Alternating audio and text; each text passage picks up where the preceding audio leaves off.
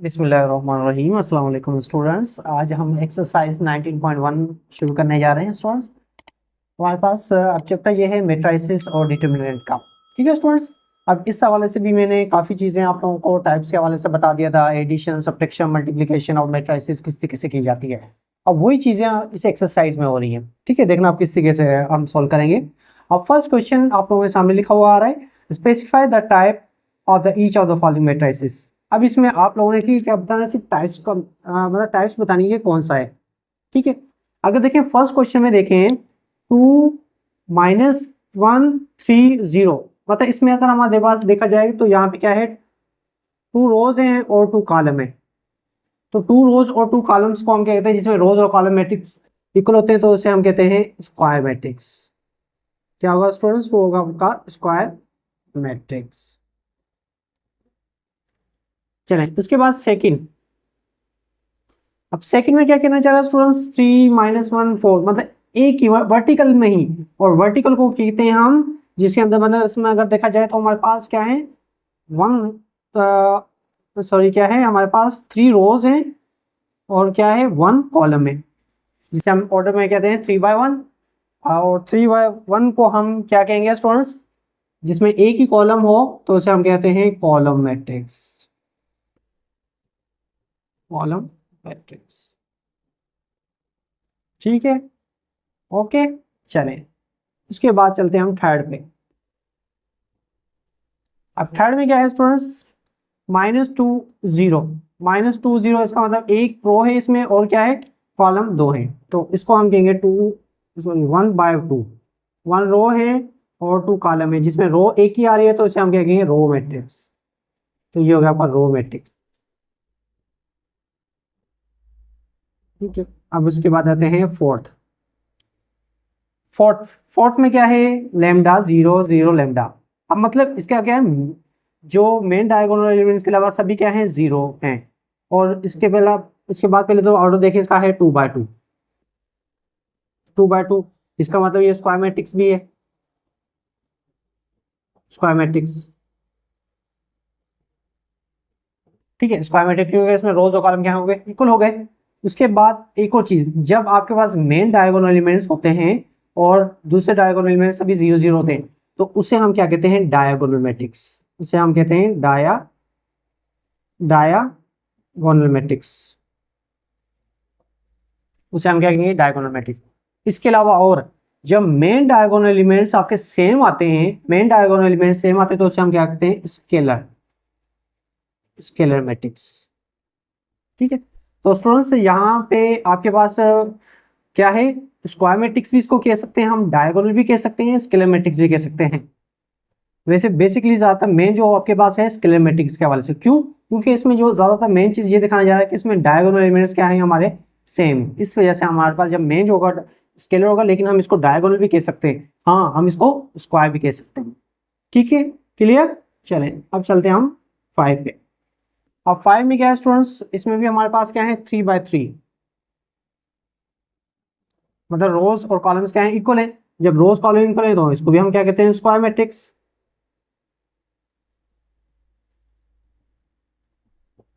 ठीक है, और इसके अलावा सभी एलिमेंट्स क्या हैं आपके, 0 0, सिर्फ मेन डायगोनल एलिमेंट्स को, तो ये होगा हमारे पास डायगोनल एलिमेंट्स। हाँ लेकिन ये आपका क्या है, स्केलर नहीं हो सकता।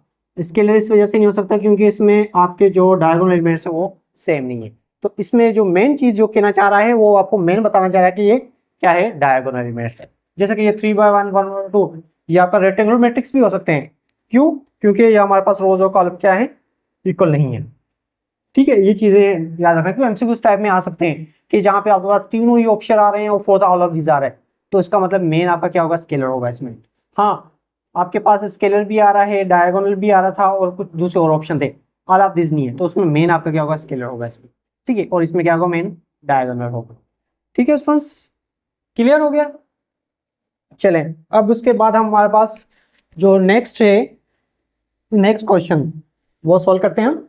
इसको रेज कर देते हैं, नोट कर लिया होगा उम्मीद करता हूं। चलें उसके बाद सेकंड में क्या कहना चाह रहा है स्टूडेंट्स, कह रहा है कि which of the order each of the following matrices. इसमें सिर्फ आप लोगों ने क्या बताना है, ऑर्डर बताना है। जैसे मैंने फर्स्ट में आप लोगों को ऑर्डर के हवाले से बता रहा था, लेकिन ऑर्डर पूछा नहीं गया था, तो यहाँ पे सेकंड में सिर्फ आप लोगों ने ऑर्डर बताना है। चलें फर्स्ट में इसमें देखें हमारे पास रोज कितनी है, रोज हमारे पास क्या है, हमारे पास 3 रोज है। और कॉलम देखें कि हॉरिजॉन्टल में हमारे पास 3 लाइनें बनी और वर्टिकल में भी हमारे पास 3 बनी हुई, तो ये होगा हमारे पास 3/3। ठीक है, ये होगा हमारे पास 3/3 का, 3 रोज और 3 कॉलम्स। उसके बाद देखें सेकंड में हमारे पास 3 रोज तो बन रही हैं, मतलब ऑर्डर तो हमारे पास रोज तो 3 हो गई, और कॉलम देखें 2 हैं, तो इसको देखें हम 3/2। चलें उसके बाद थर्ड, अब इसमें देखें हमारे पास वर्टिकल में हमारे पास हॉरिजॉन्टल में कितनी आ रही है, 2 लाइनें आ रही हैं, तो हम देखें 2, और वर्टिकल में कितनी आ रही हैं, 3 आ रही हैं, तो ये होगा 2/3। ठीक है, इसके बाद 4 में क्या स्टूडेंट्स, एक ही, मतलब हमारे पास क्या है, वर्टिकल में तो एक ही आ रही है, लेकिन अगर हॉरिजॉन्टल देखें तो 3 बन रही है, तो ये हो जाएगा हमारे पास 3/1। उसके बाद 5 में हमारे पास क्या है, यहाँ पे एक ही वो दिया हुआ है, मतलब इसमें एक ही रोज है और एक ही क्या है, कॉलम है, तो इसमें हम क्या है, ये 0, 1/1, 1 रोज 1 कॉलम। ठीक है, इसको पढ़ते कैसे, बाय से 3 × 3 नहीं कहेंगे, इसको 3/3, मतलब 3 रोज है 3 कॉलम्स, तो यहाँ पे समझोगे इसको हम लिख देते हैं बाय, 2/3, 3/2, 3/3, मतलब रोज और कॉलम्स। ठीक है, मैं यहाँ पे मेंशन कर देता हूँ कि फर्स्ट आपका रो है, रोज, और थर्ड हमारे पास क्या है, कॉलम्स। ये चीज़ें मैंने ऑलरेडी आप लोगों को जो एग्जांपल्स समझाए थे से एक्सरसाइज से पहले, वो चीज़ उसमें मैंने आप लोगों को काफ़ी चीज़ें बता दी थी। तो इस वजह से मैं अक्सर आप लोगों को कहता हूँ कि एक्सरसाइज सॉल्व करने से पहले जो मेरे लेक्चर होता है उस बेस पे वो पहले आप सुन लिया करें। ठीक है, ताकि आप लोगों को एक्सरसाइज समझने में आसानी हो। ठीक है, चलें स्टूडेंट्स, चलें अब हमारे पास चलते हैं क्वेश्चन नंबर 3। इसमें कह रहा है check whether the following matrices are symmetric matrix और स्क्यू सिमेट्रिक मैट्रिक्स। अब सिमेट्रिक मैट्रिक्स और स्क्यू सिमेट्रिक मैट्रिक्स किसे कहते हैं, अब मैं यहाँ पे लिख भी देता हूँ। ठीक है, सिमेट्रिक मैट्रिक्स, सिमेट्रिक सिमेट्रिक किसे कहते हैं स्टूडेंट्स, जिसमें आपके पास ए ट्रांसपोज इक्वल होता है हमारे पास ओरिजिनल मैट्रिक्स के। ठीक है, और स्क्यू सिमेट्रिक में किसके होता है, स्क्यू सिमेट्रिक में, स्क्यू सिमेट्रिक में आपके पास ए ट्रांसपोज जो होगा -1 के, मतलब अगर उसका हम ट्रांसपोज करेंगे वो उसके सेकंड वाले के क्या होगा, इनवर्स होगा।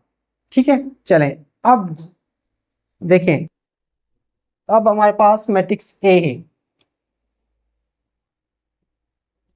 मैट्रिक्स ए गिवन है। ठीक है, आप लोगों के सामने ये, चले मैं यहाँ पे मैट्रिक्स 1, 1, -1, 1, 2 और 0, -1, 0 और 5। ठीक है, अब मैं इसका ट्रांसपोज करता हूँ। ट्रांसपोज में क्या करते हैं स्टूडेंट्स, रोज कॉलम में, कॉलम्स रोज में चेंज हो जाती है, मतलब ये आपका फर्स्ट रो है, ये बन जाएगा फर्स्ट कॉलम 1, 1, -1, फिर सेकंड रो सेकंड कॉलम में 1, 2, 0। ठीक है, उसके बाद -1, 0 और 5। अब देखें, अब यहाँ पे 1, 1, 1, 1 था, -1, -1 क्या आ रहा, सेम ही आ रहा, 1, 1, 2, 2, 0, 0, -1, 0, 0, 0, 5। इसका मतलब है कि आपके पास रोज और कॉलम्स क्या आ रहे हैं, सेम आ रहे हैं, करस्पॉन्डिंग एलिमेंट सेम आ रहे हैं, तो जब का आपका ए ट्रांसपोज क्या हो रहा है, ए ट्रांसपोज आपका इक्वल हो रहा है ए के। ठीक है, इसको हमने ए के इक्वल की रखा था, हो गया, तो ये हो गया आपका सिमेट्रिक मैट्रिक्स, तो हम इसको लिखेंगे सिमेट्रिक मैट्रिक्स। ठीक है, बस इतना आप लोगों ने करना है इसमें। ओके, क्लियर स्टूडेंट्स, चलें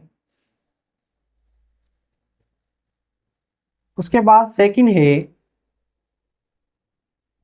ठीक है, सेकंड, अब सेकंड मैट्रिक्स दिया हुआ आपको, चले मैं अब इसका ट्रांसपोज कर रहा हूँ। ठीक है, यहीं से मैं आप डायरेक्ट ट्रांसपोज करूंगा, क्योंकि सामने क्वेश्चन लिखा तो वैसे भी हुआ है, मतलब ए मैट्रिक्स आपका है। तो ट्रांसपोज करेंगे, हमारे पास क्या आएगा, फर्स्ट रो है, जैसे ये फर्स्ट कॉलम बन गया 0 1 -2, 0 क्या हुआ 1 -2, फिर उसके बाद -1 -1 0 और 3। ठीक है, सेकंड रो सेकंड कॉलम बन गया। अब थर्ड रो में क्या आ रहा है 2 -3 और इसके बाद क्या आ रहा है 0। अब देखिए स्टूडेंट्स, अब हमारे पास वो वहां पे क्या था 0, तो यहाँ पे क्या आ रहा है 0, वहां पे क्या आ रहा था आपका प्लस का 1, यहाँ पे माइनस का 1, उसमें -2 इसमें +2।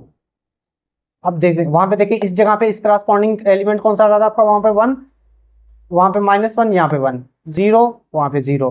क्यों, 0 का क्या होता है इनवर्स 0 ही होता है। -3 का क्या होता है +3, 2 -3 3 -2, मतलब हर एक करस्पॉन्डिंग एलिमेंट में जो 0 थे वो 0 है, तो माइनस से क्या हो रहे हैं प्लस हो रहे हैं। तो इसका मतलब है कि ए ट्रांसपोज इक्वल हो रहा है आपका -1 के, क्या हो रहा है उसके इनवर्स से, मतलब वो आपके एलिमेंट हर एलिमेंट्स क्या हो रहा है इनवर्स हो रहा है। तो इनवर्स हो रहा है तो हम कह सकते हैं कि ये क्या है स्क्यू साइमेट्रिक।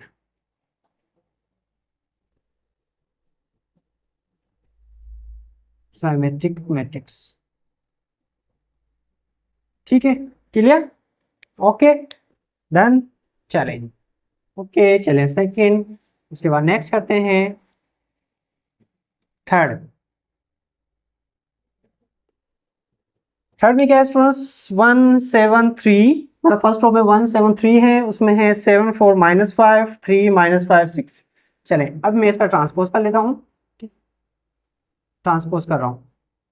तो ट्रांसपोज में हम क्या करते हैं, रोज कॉलम में, कॉलम रोज में चेंज हो जाती हैं, इंटरचेंजिंग रोज इनटू कॉलम्स या कॉलम इनटू रोज।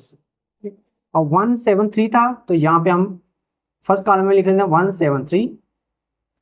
ठीक है, सेकंड रो में क्या आ रहा है 7 4 -5, तो हम लिख लेते हैं 7 4 -5। ठीक है, उसके बाद आते हैं 3 -5 और 6। चले अब देखें, हमारे पास 1 वहां पे 1 7 7 3 3 7 7 4 4 -5, मतलब हर करस्पॉन्डिंग एलिमेंट्स आपका क्या आ रहा है सेम आ रहा है। तो इसका मतलब है ए ट्रांसपोज इक्वल हो रहा है आपके ए के। तो ऐसे मैट्रिक को कहेंगे हम साइमेट्रिक मैट्रिक्स।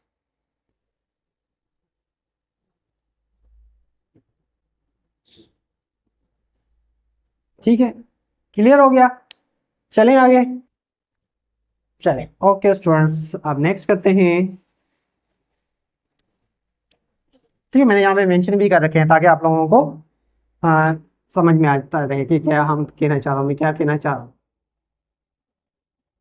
चलें उसके बाद फोर्थ में कहना चाह रहा है कि 0 -6 4 -6 0 7 4 7 0। चलें इसका अगर हम ट्रांसपोज करते हैं स्टूडेंट्स, ट्रांसपोज 0 फर्स्ट रो है 0 -6 और क्या हो गया हमारे पास 4, फिर सेकंड में -6 0 7, फिर 4 क्या है 7 0। अब देखें आपके पास वहां पे 0 था फर्स्ट रो फर्स्ट कॉलम में, तो यहाँ पे 0, उसके बाद वहां पे क्या था हमारे पास -6, यहाँ पे भी -6, वहां पे +4 था, यहाँ पे भी +4, वहां पे -6 -6 0, मतलब सेम है, जो निशानी वहां पे वही निशानी यहाँ पे, ये नहीं कि वहां पे प्लस था यहाँ पे माइनस हो गया, ऐसा नहीं। जब सेम ही है तो इसका मतलब है कि ए ट्रांसपोज आपका ए ही के इक्वल आ रहा है, तो इसे भी हम क्या कहेंगे साइमेट्रिक मैट्रिक्स। क्या होगा, ये भी आपका साइमेट्रिक मैट्रिक्स।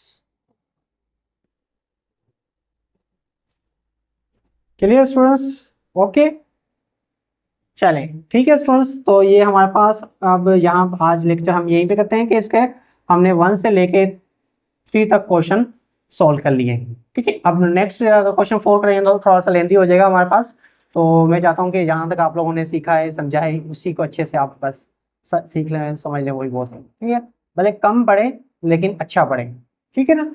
चलें अब यहीं पे हमारा लेक्चर एंड होता है, अपना ख्याल रखिएगा। ओके स्टूडेंट्स, अल्लाह हाफिज।